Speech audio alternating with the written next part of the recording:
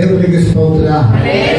ఎప్పుడైతే ఏకీభవించడం అంటే ఏక మనసు కలిగి ఇద్దరు ఏక మనసుతో ఉంటే కుటుంబముగా ఇద్దరు లేదా కుటుంబముగా సంఘముల ఏక మనసుతో ఎప్పుడైతే మనం ప్రార్థిస్తామో అది దొరికింది అంటాడు, అది నువ్వు పొందుకుంటావు అంటాడు. అది కష్టతరమైనదే కావచ్చు, అది నీకు మరి అవ్వదు అనుకోవచ్చు, కానీ దేవుడు ఏం చేస్తాడంట, ప్రార్థన చేస్తే అది నీకు ఇస్తాడు అంటున్నాడు. అది చేస్తాడు ఆయన.